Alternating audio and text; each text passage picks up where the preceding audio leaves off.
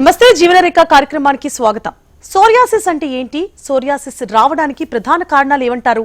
Psoriasis యొక్క ముఖ్య లక్షణాలు, ఆయుర్వేద వివరణ, కపిల్ ఆయుర్వేద చికిత్సాల నుంచి డాక్టర్ దివ్య గారు ఈ రోజు మనతో స్టూడియోలో ఉన్నారు. వారితో మాట్లాడి మరిన్ని సందేహాలను నివృత్తి చేసుకుందాం. అలాగే మీ సందేహాలను తీర్చుకోవాలంటే స్క్రీన్ పై కనిపిస్తున్న నంబర్స్ కి కాల్ చేసి సందేహాలను డాక్టర్ దివ్య గారితో మాట్లాడి నివృత్తి చేసుకోవచ్చు. నమస్తే దివ్య గారు. సో సోరియాసిస్ అంటే అసలు ఏంటి, ఎందుకు వస్తుంది, ఎవరికి వస్తుంది? సోరియాసిస్ అనేది ఒక ఆటో ఇమ్యూన్ డిసార్డర్ అండి. అందులోనే ఆటో ఇమ్యూన్ అనే మేజర్ రోల్ ప్లే చేస్తుంది బాడీలో. ఏంటంటే ఇమ్యూనిటీ అనేది కొందరికి ఏంటంటే ఎక్కువగా ఉంటుంది, కొందరికి తక్కువగా ఉండే క్రమంలో కూడా మనకి సోరియాసిస్ ఎఫెక్ట్ అయ్యే ఛాన్స్ ఉంది. ఫస్ట్ మన సోరియాసిస్ ఎలా ఎఫెక్ట్ అవుద్ది, స్కిన్ ఫార్మేషన్ ఎలా ఉంటుంది, ఆ సోరియాసిస్ కండిషన్ వాళ్ళకి ఎలా ఉంటే చెప్తున్నాం. సో సోరియాసిస్ ఏంటంటే నార్మల్గా మన బాడీ కండిషన్లో స్కిన్ ఫార్మేషన్ అనేది నెల రోజులు పట్టుద్ది, అంటే 28 days పట్టుద్ది స్కిన్ ఫార్మేషన్ అవ్వడానికి. కానీ ఇక్కడ సోరియాసిస్ ఎఫెక్ట్ అయిన పర్సన్కి ఏంటంటే ఇట్ టేక్స్ 2 to 4 daysలోనే పైన చర్మం అనేది రాలిపోతూ ఉంటుంది. సో ఈ రాలిపోవడం ఎందుకంటే లోపల ఉన్న చర్మం ఫార్మేషన్ అనేది ఎక్కువ స్పీడ్లో ఫార్మేషన్ అవుతూ ఉంటుంది. సో ఇందులో ఏంటి, ఎక్కువ ఫార్మేషన్ స్పీడ్ క్రమంలో లోపల ఉన్న రక్త ఫార్మేషన్ అనేది ఎక్కువ స్పీడ్ ఫార్మేషన్గా అవుతూ ఉంటుంది. అది కాకుండా పోయి నేచురల్గా ఫామ్ అవ్వడానికి నెల రోజులు పట్టుద్ది. కానీ సోరియాసిస్ ఎఫెక్ట్ అయిన వాళ్ళకి ఏంటంటే 4 నుంచి 5 రోజుల్లోని పై పొరలు అనేది రాలిపోతూ ఉంటుంది. ఈ రాలిపోవడం ఎందుకంటే ఇంటర్నల్గా ఏంటి, రక్త ఫార్మేషన్ అది ఇంకా విపరీతంగా ఫార్మేషన్ అవుతూ ఉంటుంది.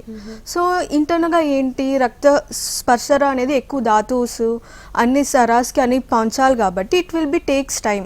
కానీ ఈ సోరియాసిస్కి ఏంటి, ఎక్కువ డ్రైనెస్ అవ్వడం వల్ల పైన చర్మం ఇన్ఫ్లమేటెడ్గా ఫామ్ అవ్వడము, స్కేల్స్ రావడము, పెచ్చులు రాలిపోవడం అని అబ్జర్వ్ చేస్తూ ఉంటారు. దీంతో ఏంటంటే రక్త కణాల్లో ఏంటంటే B cells and T cells అని ఉంటుంది. బి సెల్స్ ఏంటంటే డబ్ల్యూబీసీస్ అంటే ఇన్ఫెక్షన్స్ ఏమైనా వైరస్ బ్యాక్టీరియాస్ ఇంటర్నల్గా ఏమైనా ఎఫెక్ట్ అయిన క్రమంలో హెల్ప్ చేయబోది అది ఇంకా ఎఫెక్ట్ అవుతూ ఉంటుంది. నార్మలీ ఫంక్షన్ ఆఫ్ డబ్ల్యూబీసీ ఏంటి, ఎఫెక్ట్ అంటే హెల్ప్ చేస్తుంది, వైరస్ బ్యాక్టీరియా ఏమైనా హెల్ప్ చేయబోతుంది.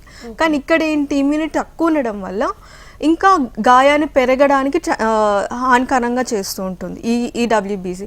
ఇంకోటి టీ సెల్స్ అనేది ఏంటంటే ఎక్కువ విపరీతంగా పెరుగుతూ ఉంటుంది, ఇన్ఫ్లమేటెడ్ అంటే బ్లడ్లో ఇన్ఫ్లమేటెడ్ కండిషన్స్ అలాంటి అబ్జర్వ్ చేస్తూ ఉంటారు. సో పై పొర లాంటి వాపులు కానీ అండ్ స్కిన్ అనేది చాలా మందంగా కనిపిస్తూ ఉంటుంది ఇలాంటి కండిషన్స్లో వాళ్ళకి. ఓకే, సో బ్లడ్ సర్క్యులేషన్ అనేది చాలా కీ రోల్ పోషిస్తుంది అన్నమాట సోరియాసిస్ కి. బ్లడ్ సర్క్యులేషన్ అంటే ఖచ్చితంగా రక్త శుద్ధిగా ఉండాలి. ఓకే, ఆ రక్త శుద్ధి అనేది మేజర్ రోల్ ఈ స్కిన్ కండిషన్స్ లో చూసుకోవాలి. సో అంటే ఇప్పుడు చాలా మందికి బ్లడ్ తక్కువ ఉండడము లేదా ఎక్సెస్ ఉంటే ఎటువంటి ప్రాబ్లం ఉండకపోవచ్చు, కానీ తక్కువ ఉంటే మాత్రం చాలా ప్రాబ్లమ్స్ వస్తాయి. వాళ్ళకి డబ్ల్యూబీసీ ఎఫెక్ట్ ఉంటుంది. సో వాళ్ళకి సోరియాసిస్ వచ్చే ఎఫెక్ట్ ఖచ్చితంగా ఎఫెక్ట్ ఉంటుందండి. ఇప్పుడు బాడీలో ఖచ్చితంగా బ్లడ్ సఫిషియెంట్ క్వాంటిటీ ఉండే కాదు, లోపల రసం అని కూడా ఖచ్చితంగా పొటెన్సీ అంటారు. దాంతో సఫిషియెంట్ రక్తంలో శుద్ధి రక్తం ఉంటేనే మనకి ఇలాంటి స్కిన్ కండిషన్ రాకుండా హెల్ప్ఫుల్ అవుతుంటుంది. అండ్ ఆల్సో ఇమ్యూనిటీ ఏంటంటే కొందరికి ఎక్కువగా ఉన్నా కూడా బాడీలో కణాలని ఎఫెక్ట్ చేస్తూ ఉంటుంది, అంటే మంచి కణాలని కూడా ఎఫెక్ట్ చేస్తూ ఉంటుంది. తక్కువ ఉన్నా కూడా ఎఫెక్ట్ చేస్తూ ఉంటుంది, అంటే డబ్ల్యూబీసీ ఓవర్ వర్క్ చేసుకున్నా కూడా. అండ్ ఓజస్ అనేది తక్కువ ఉండడం వల్ల ఓజస్ కి దీని రిలేషన్ అనేది తగ్గిపోద్ది. సో ఉన్న పై పొరలంతా థిక్నెస్ గా ఫామ్ అవడం, డ్రైనెస్ గా ఫామ్ అవ్వడం అబ్జర్వ్ చేస్తూ ఉంటారు ఆ patients. Okay, so immune system అనేది చాలా కీ రోల్ పోషిస్తుంది ఇక్కడ. సో ఇమ్యూనిటీ అనేది అందరికీ అప్స్ అండ్ డౌన్స్ ఉంటుంది. సో తక్కువ ఇమ్యూనిటీ ఉంటే తొందరగా రోగాల బారిన పడుతూ ఉంటారు, ఎక్కువ ఇమ్యూనిటీ ఉంటే సేవ్ చేసుకోవచ్చు. బట్ ఇక్కడ ఈ కండిషన్ లో ఎక్కువ ఇమ్యూనిటీ ఈజ్ అ ప్రాబ్లం. ఇక్కడ ఇమ్యూనిటీ అనేది ఏంటి, మామూలుగా ఇమ్యూనిటీ ఓజస్ ఇంటర్నల్ గా బాడీ ఏ విధంగా మన ఆహారం మెయిన్ ఆహారం ఏ విధంగా ఆహారం తీసుకుంటున్నామో ఆ బేస్ చేసుకుని ఇమ్యూనిటీ అనేది పెరగచ్చు లేదా తగ్గొచ్చు. సో ఈ సోరియాసిస్ ఎఫెక్ట్ అయిన వాళ్ళకి అంటే పర్టికులర్ పథ్యం అనేది ఖచ్చితంగా ఉండాలి. సో బాడీకి ట్రిగర్ ఫ్యాక్టర్స్ ఫుడ్ తీసుకోవడం వల్ల మనకి ఇమ్యూనిటీ ఎఫెక్ట్ అవ్వచ్చు. సో ఎఫెక్ట్ అయ్యడం వల్ల మనకి రక్త శుద్ధి కాకుండా అదృష్టి అవుద్ది. ఓకే. అంటే ఇంప్యూరిటీ ఆఫ్ బ్లడ్ ఫామ్ అవుతుంది ఆ కండిషన్స్లో. సో ఇమ్యూనిటీ బేస్ చేసుకొని ఆహారం మనము తీసుకోవాల్సి వస్తుంటుంది మనకి ఆ కండిషన్స్లో. ఓకే. సో సోరియాసిస్ అనేది ఓన్లీ ఎక్స్టర్నల్ ప్రాబ్లం అంటారా, లేక యాజ్ మనం మాట్లాడుకున్నట్లు blood flow or else immunity system ప్రభావం ఖచ్చితంగా ఉంటుంది. సో ఒకసారి సోరియాసిస్ వచ్చింది అంటే ఓన్లీ ఎక్స్టర్నల్ గానే ప్రాబ్లమ్స్ ఉంటాయా, ఇంటర్నల్ గా కూడా ఎఫెక్ట్ అయ్యే అవకాశాలు ఉంటాయా? ఎస్ అండి. ఈ సోరియాసిస్ అంటే నాట్ ఓన్లీ ఎక్స్టర్నల్, ఈవెన్ ఇంటర్నల్గా ఉంటుంది. ఎక్స్టర్నల్గా మనం ఏం చూసుకోవాలంటే పొల్యూషన్, ఏదైనా ఎక్కువ అగ్రెసివ్గా మన పొల్యూషన్లో అలవాటు పడిన వాళ్ళకైనా, and any further external factors like moisturiser, బాడీకి తగినంత మాయిశ్చరైజర్ లేకుండా ఉన్నా కూడా మనకు ఎఫెక్ట్ అవుతుంది. సో ఇంటర్నల్గా మనం ఏంటంటే మన ఆయుర్వేద ప్రకారం వాతపిత్త దోషాస్ బేస్ చేసుకొని విల్ డివైడ్ ఇట్. అంటే కొందరికి ఏంటంటే పిత్తం అనేది విపరీతంగా ఉంటుంది. పిత్తం అనేది వేడి, ఎక్కువ బాడీ వేడి ఎక్కువ అయ్యి condition of the body, condition body చూసుకొని ఘృతంలో మనము తీసుకోవచ్చు. అంటే ఇంటర్నల్ బాడీస్లో ఘృతం తీసుకోవచ్చు, అంటే కూల్ డౌన్ ప్రాసెస్ చేసుకోవచ్చు. లేదు హీట్ విపరీతంగా ఉండి అండ్ ఈవెన్ ఎక్స్టర్నల్గా అంటే ఒబేస్ కండిషన్, వాత ప్రకోపం ఉన్న వాళ్ళకి ఏంటంటే ఎక్కువ డ్రైనెస్ అనేది ఎక్కువగా ఉంటుంది. సో ఈ ప్రకృతి బేస్ చేసుకునే క్రమంలో మనము వేరియేషన్ ఆఫ్ సోరియాసిస్ మనము డివైడ్ చేసుకోవచ్చు. ఓకే. సో సోరియాసిస్ అనేది సో ఎక్స్టర్నల్ ఇంటర్నల్ రెండిటిగా ఎఫెక్ట్ అవ్వే అవకాశాలు. అసలు మెయిన్ గా సోరియాసిస్ ఎఫెక్ట్ అయింది ఒకరికి అని ఎలా తెలుస్తుంది?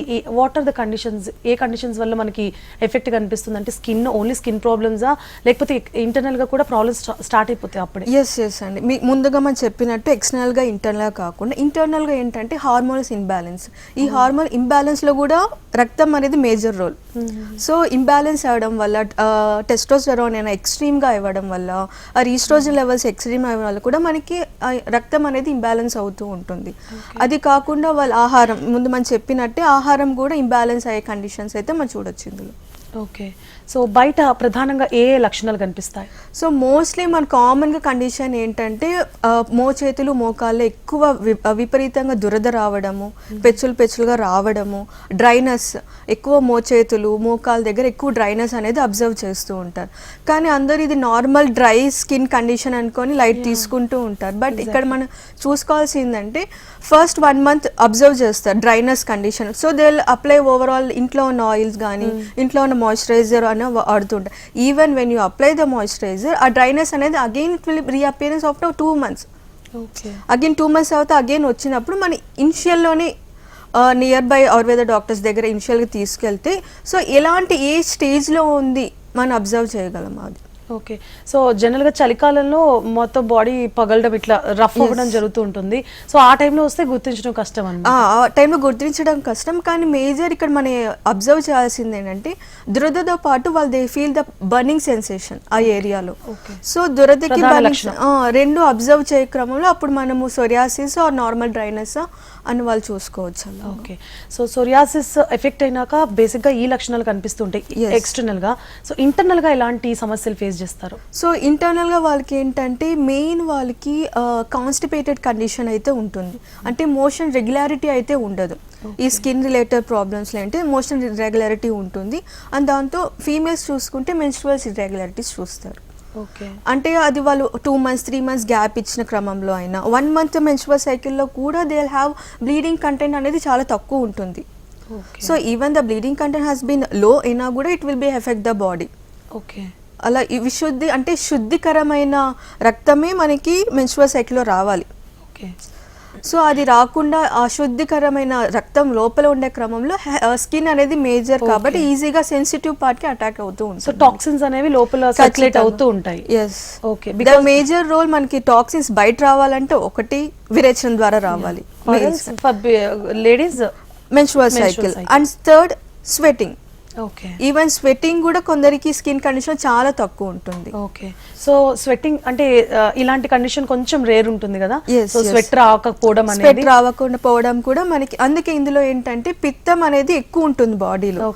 ఆ హీట్ అనేది ఎక్కువ ఉండేది ఫస్ట్ స్వెట్టింగ్ ద్వారా వస్తే no problem, but if it is in toxicity inside the body it will be trigger the body అని. సో అంటే ఇప్పుడు ఇది నార్మల్ అంటే అదర్ దాన్ దిస్ మన సోరియాసిస్ కాకుండా కొంతమందికి స్వెట్ కండిషన్ ఉంటుంది కదా, సో ఈ స్వెట్ కండిషన్ అంటే వాళ్ళకి స్వెట్ ఎక్కువగా రాకపోవడం వల్ల కూడా సోరియాసిస్ ఎఫెక్ట్ అయ్యే అవకాశాలు? No, not a major. అంటే అందరికి స్వెట్ రాకపోతే ఖచ్చితంగా సోరియాసిస్ వస్తుంది అంటే అలా కాదు. జస్ట్ ఈ కండిషన్ లో మన మేజర్ ఎలాంటి లక్షణాలు వాళ్ళు చూసుకోవాలి అని చెప్తున్నాను. Okay, right. సో సోరియాసిస్ అనేది అసలు అంటే దీనిలో కూడా స్టేజెస్ ఉంటాయా? ఫస్ట్ మనం గుర్తించిన తర్వాత ఒకవేళ కొంతమంది పట్టించుకోరు, లైక్ ఎక్కువ శాతం gents they don't care on their skin కాబట్టి సో పట్టించుకోరు, అది కొంచెం ముందుకు వెళ్ళిపోతూ ఉంటుంది. సో దీనిలో ఏమైనా కండిషన్స్ ఉంటాయా? ఈ కండిషన్ కి ఇట్లాంటి ట్రీట్మెంట్ ఉంటుందా? ఎలా ఉంటుంది? ఎస్, సోరియాసిస్ ఫస్ట్ కొందరికి అంటే స్కాల్ప్ నుంచి స్టార్ట్ అవ్వచ్చు, లేదా మోచేతుల నుంచి స్టార్ట్ అవ్వచ్చు, ఆర్ బ్యాక్ నడుము వెనకాల నుంచి కూడా స్టార్ట్ అవ్వచ్చు. సో వాళ్ళు ఫస్ట్ మేజర్గా ఫస్ట్ మనం చూసుకోవాల్సింది మేజర్ మనకు వచ్చే కండిషన్స్ ఏంటంటే ప్లాక్యూసోరాసిస్ అంటారు, సోరియాసిస్ వల్గారిస్. ఇందులో ఏంటంటే మోస్ట్లీ వీళ్ళకి పిత్త కఫ దోషాస్ అనేది ఎక్కువ ఉంటుంది. So heat and related with వాత దోషాస్ అనేది ఎక్కువ ఉంటుంది. సో ఇక్కడ వాళ్ళు ఫస్ట్ అబ్జర్వ్ చేయాల్సింది ఎక్కడెక్కడంటే మోచేతులు మోకాలు, అంటే ఎల్బోస్ అండ్ నీ రీజియన్. ఎల్బోస్ రీజియన్లో ఎక్కువ డ్రైనెస్ అనిపించడము అండ్ ఎక్కువ దురద రావడము అండ్ ఎక్స్ట్రీమ్గా వెళ్తే బర్నింగ్ సెన్సేషన్. సో కొందరికి ఏంటంటే స్ప్రెడ్డింగ్ నేచర్ ఉంటుంది, కొందరికి ఈ సోరియాసిస్ వల్గారిస్తో పాటు ఫంగల్ ఇన్ఫెక్షన్ కనెక్ట్ అయితే ఉంటుంది. ఈ ఫంగల్ ఇన్ఫెక్షన్ అంటే ఖచ్చితంగా స్ప్రెడ్డింగ్ నేచర్. ఫస్ట్ సోరియాసిస్ వల్గారిస్లో ఏంటి ఓన్లీ మోచేతులు మోకాళ్ళు. If linked with the fungal infection, fungal infection include అయితే it will be spread out. మోచేతులు కాకుండా ఆర్మ్స్ దగ్గరైనా అండర్ ఆర్మ్స్ దగ్గరైనా it will B spreading out. So ఇలాంటి ఇనిషియల్లోనే వాళ్ళు మోచేతుల్లోనే అబ్జర్వ్ చేశారు అనుకుంటే they have the detoxification process అయితే ఉంటుంది మనకి, అంటే పంచకర్మ ప్రాసెస్. ఇంటర్నల్గా ఎనీ ఘృతం లాంటి ఇస్తాం, మెడికల్ ఘృతము అంటే వాళ్ళ దోషాస్ ప్రకృతి చూసుకొని ఏ మెడిటెడ్ ఘృతం అనేది ఇస్తూ ఉంటాము. అండ్ ఫస్ట్ ఆ ఘృతం ఇచ్చే క్రమంలో ఫస్ట్ మనం ఏంటంటే అభ్యంగం చేస్తాం, ఓవరాల్ బాడీ సర్క్యులేషన్ ఇస్తూ ఉంటాం మనం. అంటే బాడీ సర్క్యులేషన్ ఇవ్వడం వల్ల బ్లడ్ సర్క్యులేట్ అవుద్ది. బ్లడ్ సర్క్యులేషన్ వల్ల బ్లడ్ అనేది ప్యూరిఫై అవుతూ ఉన్న ప్రాసెస్లో మనం స్నేహపానం ఇస్తాం. ఈ స్నేహపానం కూడా ఈచ్ డే అనేది వేరీ అవుతుంది. వన్ డే 30 ml అయినా 50 ml అయినా, అంటే బాడీ కండిషన్ ఆ డే పట్టి మీ డోసేజ్ అనేది ఫిక్సిబుల్ అవుతుంటుంది. అండ్ ఇవన్నీ చేసిన తర్వాత టాక్సిటీ బయట రావాలి. So will go for any వస్తీ రిలేటెడ్ అయినా, అంటే ఎనిమా క్రియేటెడ్ అంటే అందులో ఆయిల్ అని కషాయ వస్తీ ఉంటుంది, అంటే ఆయిల్ రిలేటెడ్ ఎనిమా ఇస్తాము. అండ్ లేకపోతే కషాయ ప్రిపేర్డ్ అని ఎనిమా ఇస్తూ ఉంటాం. ఇంకోటి ఏంటి విరేచనం ద్వారా అయినా వమనం ద్వారా అయినా. సో ఇవన్నీ కోశం ద్వారా తీసుకొచ్చి టాక్సిటీ ఎలిమినేట్ చేయాలి. సో ఈ ప్రాసెస్లో మన ఉన్న దోషాసు ఫస్ట్ ఇంబ్యాలెన్స్ అనేది బ్యాలెన్స్ చేసుకుంటూ టాక్సిటీ అనేది మనం ఎలిమినేట్ చేస్తూ ఉంటాం. ఓకే, సో ఎక్స్టర్నల్గా ఉన్న ప్రాబ్లమ్స్ ఏవైతే ఉంటాయో అంటే ఇరిటేటబుల్గా ఉంటాయి, సో వాళ్ళు దాన్ని కీప్ ఆన్ రిపీటెడ్గా వాటిని ఏమైనా చేయడం వల్ల ప్రాబ్లమ్స్ రిపీట్ అవుతూ ఉంటాయి. సో ఎక్స్టర్నల్గా అంటే ఇప్పుడు మనం అలోపతికి వెళ్తే, నార్మల్ ఇంగ్లీష్ మెడిసిన్కి వెళ్తే ఎక్స్టర్నల్గా అప్లై చేయడానికి క్రీమ్స్ ఇస్తూ ఉంటారు.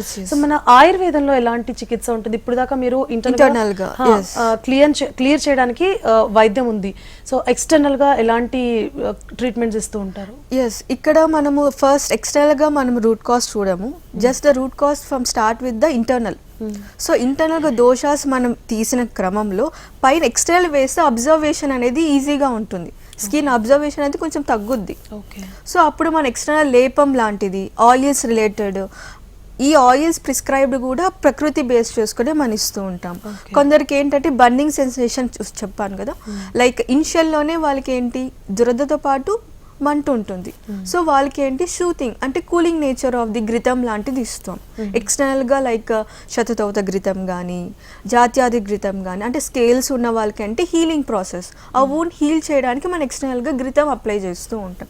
అది not only for 2 months 3 months, prolong ఒక 3 months 6 months కంటిన్యూస్గా చేయడం వల్ల డ్రైనెస్ అవ్వకుండా మాయిశ్చరైజ్ చేసుకుంటూ ఉంటాం మనం. ఓకే. ఖచ్చితంగా ఇంటర్నల్తో పాటు ఎక్స్టర్నల్ కూడా మేజర్ ప్లే చేస్తుంది. Okay. సో రెండు ఇస్తాం, కానీ ఫస్ట్ మనము టార్గెట్ చేసేది ఇంటర్నల్గా. ఓకే. సో ఇంటర్నల్ దోషాస్ మనం ఎలిమినేట్ చేసిన తర్వాత హాఫ్ ఆఫ్ ది ప్రాబ్లమ్స్ అక్కడే సాల్వ్ అవుతుంది. ఇఫ్ మనం డైరెక్ట్ ఎక్స్టర్నల్ గా వెళ్దా అంటే లోపల ఛానల్స్ బ్లాక్ లో ఉంటుంది కదా. yes, exactly. So internal clear out చేసిన తర్వాత ఎక్స్టర్నల్ గా మనం అప్లై చేయడం వల్ల ఈ కెన్ బి అబ్జర్వింగ్ నేచర్ అయితే ఎక్కువగా ఉంటుంది. ఓకే. సో మనం ఇది అబ్జర్వ్ చేస్తే బ్లడ్ అనేది చాలా క్రూషియల్ రోల్ ప్లే చేస్తుంది ఈ జబ్బుకి. yes. సో ఇది జనరల్ గా అంటే లేడీస్ కి జనరల్ గా బ్లడ్ రిలేటెడ్ ప్రాబ్లమ్స్ ఎక్కువ వస్తూ ఉంటాయి. బ్లడ్ లాస్ కానివ్వండి, బ్లడ్ లో ఇంప్యూరిటీస్ కానివ్వండి, డెలివరీస్ కానీ, ఇలాంటి కండిషన్స్ ఎక్కువ లేడీస్ లో ఉంటాయి. సో సోరియాసిస్ అనేది ఎక్కువ లేడీస్ కి ఎఫెక్ట్ అవుతుందా, జెంట్స్ కి కూడా సేమ్ అలానే ఉంటుందా, ఎలా ఉంటుంది ఇద్దరికి కండిషన్స్? నో, అది మేజర్ గా మనము మేల్ కా ఫీమేల్ కా అని చెప్పలేం, కానీ based on the body okay మాత్రమే చెప్పగలం. సో ఫీమేల్కి ఏం చూస్తా అంటే హార్మోన్స్ ఇంబ్యాలెన్స్ మనం చెప్పుకునేలాగా వాళ్ళకి ఏంటంటే ప్రెగ్నెన్సీ తర్వాత ఇలా హ్యావ్ ద హార్మోన్స్ ఖచ్చితంగా హార్మోన్స్ ఇంబ్యాలెన్స్ అయితే ఉంటుంది. సో వాళ్ళు అప్పటికే దే హ్యావ్ ద సప్లిమెంట్స్ ఏమైనా టేక్ ఓవర్ చేసుకుంటూ ఉండాలి. Like they have the zinc supplements అని టేక్ ఓవర్ చేసుకోవాలి. They have the deficiency of nutritions and vitamins, and main the zinc అనేది చాలా తక్కువ ఉంటుంది. సో ఇనిషియల్లోనే సప్లిమెంట్స్తో పాటు ఈ blood related condition, any anaemic conditions అయినా రక్త శుద్ధి చేసుకోవడానికైనా సిరప్స్ కానీ మన ప్రోటోకాల్లో డైలీ రొటీన్ ప్రోటోకాల్లో ఒక 2 months టేక్ ఓవర్ చేసుకునే క్రమంలో ఎఫెక్ట్ అనేది కొంచెం తక్కువ ఉంటుంది ఫీమేల్లో. ఓకే. సో ఫీమేల్ ఖచ్చితంగా they have the menstrual cycle could come out of toxicity, కానీ కంపేర్ టు ద మేల్, మేల్లో కొంచెం ఎక్కువ ఉంటుంది కంపేర్ టు ఫీమేల్. మేల్లో కొంచెం ఎక్కువ ఉంటుంది ఎఫెక్ట్ అయితే కొంచెం ఎక్కువ ఉంటుంది. నాట్ ఓన్లీ ఎక్కువ అంటే కాదు, ఓన్లీ 2 to 5% కొంచెం ఎక్కువ ఉంటుంది అందులో. ఎందుకంటే they have extreme stress factors. మేల్కి అయితే ఎక్కువ స్ట్రెస్ ఫ్యాక్టర్స్ ఉన్న వల్ల లోపల హార్మోన్స్ అనేది ఇంబ్యాలెన్స్ అవుతూ ఈస్ట్రోజన్స్ అవన్నీ ఎక్కువ అయిపోతూ ఉంటుంది. సో అండ్ ఈవెన్ వాళ్ళకి ఏంటి స్వెట్టింగ్ నేచర్స్, సెబేషియస్ గ్లాండ్స్ అనేది ప్రొడక్షన్ అనేది చాలా తక్కువ ఉంటుంది. సో అక్కడ ఇంబ్యాలెన్స్ వల్ల దే హ్యావ్ ట్రిగర్స్ అనేది ఎక్కువ ఉంటుంది. And also compare to female, మేల్లో అనేది ఫుడ్ లైఫ్ స్టైల్ అనేది చాలా రిగరెట్గా ఉంటుంది. They won't balance the food life style. So దానివల్ల మనకి మేల్ అనేది ఎఫెక్ట్ అయితే ఎక్కువ ఉంటుంది. సో ఈ కండిషన్లో మనం మాట్లాడుకోవాలి male and female food habits అనేది మనం మాట్లాడుకున్నాం. So male definitely out of 100 90% people drink చేస్తారు, ఆల్కహాల్ తీసుకుంటారు, స్మోక్ చేస్తారు. అంటే లైక్ కండిషన్ ఉన్న వాళ్ళనే కాదు, టు ఎవ్రీబడి చెప్తున్నా. సో ఇలాంటి అలవాట్లు ఏమైనా అంటే వాళ్ళకి ఆల్రెడీ లోపల ఉన్నా లేకపోయినా ఇలాంటి ట్రిగ్గర్ చేసే అవకాశాలు ఉంటాయి, వీటి వల్ల కూడా వచ్చే అవకాశాలు ఉంటాయి? ఎస్, ఉంటుందండి. ఇప్పుడు మీకు చెప్పినట్టే ఫీమేల్ కన్నా మేల్కు ఎక్కువ ట్రిగర్ ఫ్యాక్టర్స్ ఉంది. ఎందుకంటున్నా అంటే same well they have the food life style and వాళ్ళ ఆల్కహాల్ ఇంటేక్ అనేది రికరెంట్గా ఉంటుంది వాళ్ళకి. సో ఇక్కడ ఆల్కహాల్ ఇంటేక్ వల్ల ఇంటర్నల్ బాడీలో ఏంటి లివర్ అనేది మేజర్ రోల్. లివర్ అనేది బ్లడ్ ప్యూరిఫై చేస్తుంటుంది and also detoxify of the any toxicity in the body. So ఈ లివర్ అనేది డెఫిషియన్సీ ఆఫ్ న్యూట్రిషన్స్ అయినా ఆర్ విటమిన్స్ అయినా మన ఫుడ్ ఆహారం తీసుకుని డిటాక్సిఫై చేయాలి. లివర్ వల్ల so liver it will be affected. So దానికి మేల్కి liver when you take the alcohol intake the liver should be have imbalance of functioning. So imbalance of functioning అవ్వడం వల్ల బ్లడ్ అనేది ప్యూరిఫై అవ్వదు. When you take any blood purified syrups తీసుకున్నా, tablets తీసుకున్నా are విరేషన్ detoxify తీసుకున్నా, liver అనేది మనకు functioning అవ్వాలంటే ఆ మేజర్ హ్యాబిట్స్ అనేది తగ్గించుకోవాలి. ఆల్కహాల్ ఇంటేక్స్ కానీ ఆర్ ఎనీ సిట్రస్ రిలేటెడ్, ఎక్కువ వాళ్ళు పులుపు ధనంకి ఇష్టపడతారు అబ్బాయిలు, సో అవన్నీ తగ్గించుకోవాలి. సో దానివల్ల మనకి ఇంటర్నల్గా వాళ్ళు చూసుకోవాలి లివర్ ఫంక్షనింగ్, లిపిడ్ ప్రొఫైల్. అంటే లిపిడ్ ప్రొఫైల్ అంటే ఏంటి? Cholesterol related. They will have extreme of hygienic food, unhygienic food, like ఎక్కువ కొవ్వు పదార్థాలు తీసుకుంటూ ఉంటారు. సో దానివల్ల ఇంటర్నల్ వాళ్ళకి ఏంటి కొలెస్ట్రాల్ అనేది పెరుగుతూ ఉంటుంది. కొలెస్ట్రాల్ పెరగడం వల్ల సెబేషియస్ గ్లాండ్స్ అనేది తగ్గిపోద్ది. సెబేషియస్ గ్లాండ్ తగ్గడం వల్ల స్వెట్టింగ్ అనేది తగ్గుద్ది. సో వాళ్ళకి ట్రిగర్ ఫ్యాక్టర్స్ అయితే ఎక్కువ ఉంటుంది. సో వైస్ వర్సా ఇప్పుడు మనం మాట్లాడుకున్నట్లు చాలా వరకు food habits or life style impact ఉంటుంది ఇద్దరికి, లేడీస్ ఇద్దరికైనా ఉంటుంది. Okay. So life style changes అంటే ఇప్పుడు ఇది ఆల్రెడీ లోపల డెవలప్ అయిపోయింది సోరియాసిస్ అనేది. ఆ కండిషన్లో అంటే ఇనీషియల్ స్టేజెస్లో life style changes or diet రిలేటెడ్గా చేంజెస్ చేసుకుంటే ఎఫెక్ట్ తగ్గించే అవకాశం ఉంటే అంటే ఫ్రమ్ ద రూట్. ఎస్ ఖచ్చితంగా రూట్ ఫస్ట్ ఏ కండిషన్లో అయినా ఫస్ట్ రూట్ కాజ్ ఏంటి ఫుడ్ ద్వారానే మన కండిషన్ ఏంటి ఏ స్టేజ్లో ఉన్నది మనం చెప్పగలం. సో ఫస్ట్ వాళ్ళు ఇనిషియల్లో ఉన్న వాళ్ళకి ఏంటంటే ఏదైనా సిట్రస్ రిలేటెడ్ కానీ పులుపు పదార్థాలు are curd related any milk products అవన్నీ బంద్ చేసేయాలి చెప్తాము. ఎందుకంటే ఆ ట్రిగర్ ఫ్యాక్టర్స్ ఇనిషియల్గా అంటే ఇనిషియల్గా ఉన్నప్పుడే మనం స్టాప్ చేస్తే ట్రిగర్ ఫ్యాక్టర్స్ తగ్గించగలం. అది కాకుండా వాళ్ళు హ్యావ్ రెగ్యులర్ ఇంటేక్ ఆఫ్ రెగ్యులర్గా ఒకే ఫుడ్ లైఫ్ స్టైల్ కాకుండా మారుస్తూ ఉండాలి. అంటే బాడీ అనేది కొద్దిగా స్టామినా అనేది కొంచెం వాళ్ళు అబ్జర్వ్ చేస్తుంటారు కాబట్టి ఈచ్ మంత్కి కొంచెం లైఫ్ స్టైల్ అనేది చేంజ్ చేస్తూ ఉండాలి. సో కొద్దిగా పుల్ల పదార్థాలు చింతపండు లాంటిది సిట్రస్ రిలేటెడ్ అలాంటివి బంద్ చేస్తూ ఉండాలి మనం. ఓకే. సో మనం చూసుకుంటే దీర్ఘకాలిక వ్యాధులు లైక్ థైరాయిడ్, డయాబెటీస్ లేకపోతే ఇతర సమస్యలు ఏ పార్టీకి రిలేటెడ్ సమస్యలైనా దీర్ఘకాలికంగా ఉన్న వ్యాధుల వల్ల సోరియాసిస్ ఎఫెక్ట్ అయ్యే అవకాశాలు ఉంటాయి. ఖచ్చితంగా ఉంటుందండి. Thyroid related is come under the blood relation and hormonal imbalance. ఖచ్చితంగా. అండ్ డయాబెటిక్ అనేది blood sugar level. So all ఇక్కడ కమ్ అండర్ బ్లడ్. సో ఇక్కడ ఏంటంటే మోస్ట్లీ డయాబెటిక్ కండిషన్లో ఏంటంటే పామాస్లోరాసిస్ అని ఒకటి ఉంది. సో అక్కడ ఏంటంటే మోస్ట్లీ అరిచేతులు అరిపాదాల్లో ఎఫెక్ట్ అవుతూ ఉంటుంది. ఇందులో వీళ్ళకి ఏంటంటే ఎక్కువ కట్స్ రాలిపోవడం అంటే స్కిన్ అనేది పేలిపోతూ ఉంటుంది, ఎక్కువ డ్రైనెస్ అనిపిస్తూ ఉంటుంది.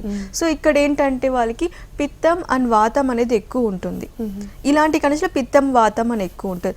అండ్ ప్లాక్యూసోరాసిస్ కానీ స్కాల్ప్ సోరాసిస్లో ఏంటంటే పిత్తం కఫం అనేది ఎక్కువ ఉంటుంది. ఇందులో ఏంటంటే పిత్తం వాతం అనేది ఎక్కువ ఉంటుంది ఈ కండిషన్స్లో మనకి దీర్ఘకాలిక వ్యాధుల్లో. సో ఇక్కడ ఏంటంటే వాళ్ళకి డయాబెటిక్ కండిషన్లో వాళ్ళకి అంటే నార్మల్గానే అరిపాదాల్లో మంట పడుతూ ఉంటుంది. సో ఈ సోరియాసిస్ కండిషన్లో ఏంటంటే ఇంకా విపరీతంగా మంట దురద ఎక్కువ అబ్జర్వ్ చేస్తూ ఉంటారు. ఇక్కడ హీలింగ్ ప్రాసెస్ అనేది కొంచెం తక్కువ. అంటే ఒక 6 months 1 year ఒక ప్రాసెస్తో మెడికేషన్స్ తీసుకుంటూ ఉండాలి. ఈ ఓన్లీ సోరియాసిస్ కాకుండా డయాబెటిక్ లెవెల్స్ కూడా మనం కంట్రోల్ చేసుకుంటూ ఉండాలి. ఈవెన్ రెండు బ్యాలెన్స్ చేస్తూ ఉంటేనే మన రిజల్ట్ అయితే కనిపిస్తూ ఉంటుంది. దాంతోపాటు లైఫ్ స్టైల్ ఆఫ్ ఫుడ్ అనేది మేజర్ రోల్గా ప్లే చేస్తుంది ఈ పామాస్లోరాసిస్లో మనకి. ఓకే. సో బ్లడ్ కండిషన్ బట్టి చూస్తే బ్లడ్ కండిషన్ బట్టి ఈ వ్యాధి వస్తుంది కాబట్టి హెరిడిటరీగా ఏమైనా వచ్చే అవకాశాలు ఉంటాయా? ఎస్, అది ఒక 20% ఖచ్చితంగా 100లో ఒక 20% అయితే ఖచ్చితంగా హెరిడిటరీ ద్వారా వచ్చే ఛాన్స్ ఉంటుంది. సో ఇఫ్ వాళ్ళకి అర్థం అంటే వాళ్ళకి తెలుస్తుంటుంది కదా if any have the any jeans of condition అంటే ఇనిషియల్లోనే మనకి వీల్ హ్యావ్ ద స్వర్ణప్రాశన అని ఇస్తాం.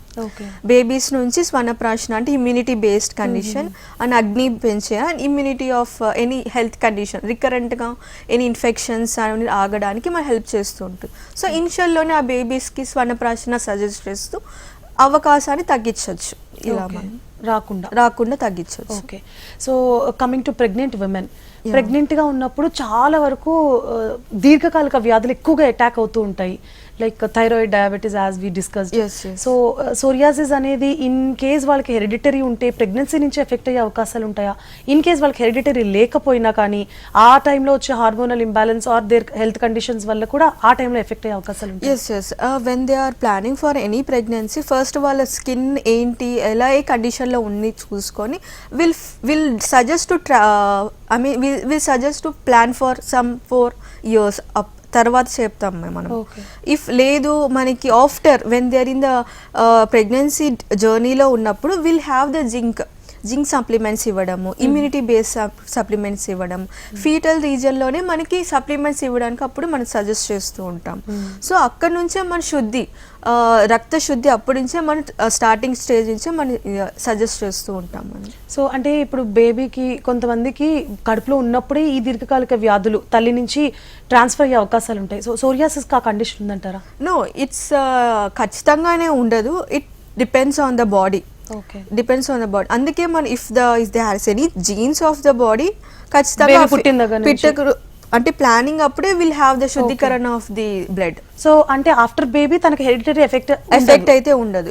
ఆఫ్టర్ దట్ అదే మీకు చెప్పాం కదా, స్వర్ణప్రాశన అనేది మనం టేక్ ఓవర్ చేసుకో ఇనిషియల్ లోనే. అది స్టార్టింగ్ బర్త్ నుంచి 15 years వరకు ఇవ్వచ్చు మనం అది. సో ఆ ప్రాసెస్ లో ఇమ్యూనిటీ బ్యాలెన్స్ అయినా మనకి హెల్ప్ఫుల్ అవుద్ది. ఫర్దర్ అయినా స్కిన్ ఇష్యూస్ ఇనిషియల్ లోనే వచ్చినా హెల్ప్ఫుల్ అవుద్ది మనకి. ఓకే. సో అంటే జనరల్గా తొందరగా రిలాక్స్ అవ్వడానికి, తొందరగా ఏ జబ్బు నుంచి బయటకు రావడానికి ఎలోపతిని ప్రిఫర్ చేస్తూ ఉంటారు ఎవరైనా. సో ఈ మధ్య చాలా వరకు అంటే ఫ్రమ్ కరోనా టైం నుంచి ఆయుర్వేదంకి హోమియోపతికి చాలా అట్రాక్ట్ అవుతున్నారు. ఎస్పెషల్లీ ఇలాంటి కండిషన్స్ ఉన్న జబ్బులకైతే ఖచ్చితంగా ఆయుర్వేదం అంటున్నారు, హోమియోపతి అంటున్నారు. సో ఆయుర్వేదంలో మనం మీరు ఇందాక చెప్పినట్లుగా రూట్ కాజ్ నుంచి అంటే తగ్గించుకుంటూ వస్తాం కాబట్టి ఇంకా మళ్ళీ రిపీట్ అయ్యే ఛాన్సెస్ తక్కువ ఉంటాయి. సో మన కపిల్లో ఎలాంటి చికిత్సలు ఉన్నాయి సోరియాసిస్ కి? అంటే రైట్ ఫ్రమ్ అసలు కండిషన్ స్టార్టింగ్ తెలిసిన దగ్గర నుంచి ఎండ్ ఆఫ్ ద ట్రీట్మెంట్ వరకు ఎలాంటి చికిత్స ఉంది, వాళ్ళకి ఎలాంటి ట్రీట్మెంట్స్ ఇస్తారు, ఇంటర్నల్ అండ్ ఎక్స్టర్నల్? ఎస్ మన హాస్పిటల్ ఏంటంటే మోస్ట్లీ ఫస్ట్ వాళ్ళు వచ్చినప్పుడే మనం what are the lifestyle of the ముందు నుంచి లాస్ట్ 3 months నుంచి ఆర్ లాస్ట్ 1 year నుంచి ఎలాంటి లైఫ్ స్టైల్ అంటే మన హిస్టరీ తీసుకుంటాం. సో హిస్టరీ తీసడం వల్ల వాళ్ళు ఉన్న లైఫ్ స్టైల్ అంటే ఫుడ్ లైఫ్ స్టైల్ కానీ ఆర్ అకాడమిక్ లైఫ్ స్టైల్ అని, if there are students are coming of academic lifestyle అని మనం చూస్తాం, or job related any stress related lifestyle అవన్నీ టేక్ ఓవర్ చేసిన తర్వాత will go for any internal medication. అంటే ప్రకృతి బేస్ చేసుకొని will give the internal medications. అంటే లైక్ శుద్ధీకరణ చేసుకోవడానికి ఆర్ దోషాస్ ఇంబ్యాలెన్స్ అయినా హీట్ ఎక్కువ ఉన్నా కూడా దే విల్ హ్యావ్ డిక్రీజ్ చేయడానికి మన ఇంటర్నల్ మెడికేషన్ ఇస్తాం. అది కాకుండా డిటాక్సిఫికేషన్ ప్రాసెస్ అయితే మనం ఖచ్చితంగా చేస్తాం మన హాస్పిటల్లో. ఈ డిటాక్సిఫికేషన్ నాట్ ఓన్లీ మన స్కిన్ కండిషన్ అనే కాదు, ఓవరాల్ లైఫ్ స్టైల్ కొంచెం ఇంబ్యాలెన్స్ అయిన వాళ్ళకి కూడా ఎవ్రీ ఇయర్లో 6 months ఒకసారి ఖచ్చితంగా డిటాక్సిఫై చేసుకుంటే లోపల ఉన్న బ్లాకేజ్ ఆఫ్ ఛానల్స్ అనేది కొంచెం రిమూవ్ అవుద్ది. So circulation of the blood అయినా ఆర్ నర్వ్ వీక్నెస్ అయినా ఇట్ విల్ బీ హెల్ప్ఫుల్. ఇక్కడ డిటాక్సిఫై ప్రాసెస్ ఏంటంటే పంచకర్మ. సో ఓవరాల్ ఇక్కడ పంచకర్మ ఏంటంటే అభ్యంగం చేస్తాం. సో ఓవరాల్ బాడీ అభ్యంగం చేస్తూ బాడీకి రిలేటెడ్ కండిషన్స్ చూసుకొని ఎలాంటి ఆయిల్ ప్రిఫర్ చేస్తూ ఉంటాం మనం. సో ప్రిఫర్డ్ కండిషన్ చేసుకున్న క్రమంలో బ్లడ్ సర్క్యులేట్ అవుద్ది మన అభ్యంగం చేయడం వల్ల. After that will give the స్నేహపానం. స్నేహపానం ఏంటంటే మెడికల్ ఘృతం ఇస్తాం. సో ఈ మెడికల్ ఘృతం ఏంటంటే బాడీకి తగినంత, అంటే ఏ ప్రకృతి కండిషను ఎలాంటి కండిషన్ వాళ్ళు వచ్చారు అంటే మన స్కిన్ కండిషన్లో వేరియస్ టైప్స్ ఉన్నాయి కాబట్టి ఏ కండిషన్కి ఎలాంటి ఘృతం ప్రిఫర్ చేస్తాము అండ్ ఎలాంటి దోషాస్కి అండ్ ఎలాంటి ఎనీ కండిషన్ ఫర్దర్ ఏమైనా వాళ్ళకున్న ఫర్దర్ ఎనీ ఇన్కాంటాక్సిటీ ఉన్న వాళ్ళకి మన దోషాస్ రిలేటెడ్ ఘృతం ఇస్తూ ఉంటాం. ఈ ఘృతం ఏంటంటే డోసేజ్ ప్రకారం ఈచ్ డే వేరీ అవుతూ ఉంటుంది. అంటే కొందరికి అంటే స్టార్టింగే 30 ml ఇవ్వచ్చు, కొందరికి 20 ml ఇవ్వచ్చు. సో బాడీ సత్వం పట్టి మన డోసేజ్ అనేది వేరీ అవుతుంటుంది. సో వీల్ హ్యావ్ అదర్ వస్తీ అంటే ఎనిమా లాగా ఇస్తాం. ఒకటి ఆయిల్ ప్రిపరేషన్ అండ్ ఇంకోటి కషాయ ప్రిపరేషన్. ఈ వస్తీ రోల్ ఏంటంటే లోపల వాత దోషాస్ అండ్ ఎనీ బ్లాకేజ్ ఛానల్స్ అనేవని మన వస్తీ ఎనిమా ద్వారా టాక్సిటీ అని ఎలిమినేట్ చేస్తూ ఉంటాము. ఇన్ అదర్ థింగ్ ఏంటంటే విరేచనం అండ్ వమనం. ఉన్న టాక్సిటీ ఎలిమినేషన్ అవ్వాలంటే విరేచనం అయినా వమనం అయినా ఇస్తూ ఉంటాం. ఇఫ్ అన్నీ కాకుండా they have the stress related conditions అంటే వీ హ్యావ్ ది శిరోధారం. సో శిరోధార ఏంటంటే ఆయిల్ రిలేటెడ్ స్కాల్ప్ రీజన్లో మనము పోర్ చేస్తూ ఉంటాం. ఇది కొంచెం మెడికేటెడ్ ఆయిల్ లాగా ఇస్తాం. రైట్. సో దీనివల్ల ఏంటంటే బాడీలో ఉన్న టాక్సిటీ అంటే పై భాగంలో ఉన్న ఎన్ని హీట్ కండిషన్ అనేది లోకి తగ్గించడానికి అవుతూ ఉంటుంది. సో దీనివల్ల మనకి ఏంటి ఎక్కువ దోషాస్ పై భాగంలో ఉన్నది కూడా కొంచెం మనం తగ్గించడానికి యూస్ఫుల్ అవుతుంది. Okay, right. సో దివ్య గారు, సోరియాసిస్ వస్తే ఎలాంటి కండిషన్స్లో ఉంటాయి, వాటికి సంబంధించిన రిలేటెడ్ ఆయుర్వేదంలో ఎలాంటి మెడిసిన్ ఉంది, మన కపిల్లో ఎలాంటి చికిత్స అందిస్తారనే అంశాలకు సంబంధించి క్లియర్గా ఎక్స్ప్లెయిన్ చేశారు. Thank you so much. So చూసారు కదా, సోరియాసిస్ వ్యాధి లక్షణాలు ఎలా ఉంటాయని క్లియర్గా తెలుసుకున్నాము. సో బేసిక్గా ఫుడ్ హ్యాబిట్స్ని, లైఫ్ స్టైల్ని చేంజ్ చేసుకుంటే ఇలాంటి దీర్ఘకాలిక వ్యాధుల నుంచి పూర్తిగా బయటపడవచ్చు. అలాగే ఆయుర్వేదంలో దీనికి సంబంధించిన చికిత్స రూట్ కాజ్ నుంచి కూడా అవైలబుల్ ఉందని చెప్తున్నారు. ఇది వాళ్ళ జీవనరేఖ కార్యక్రమం. మరొక కార్యక్రమంలో మళ్ళీ కలుసుకుందాం. Stay tune to HM TV.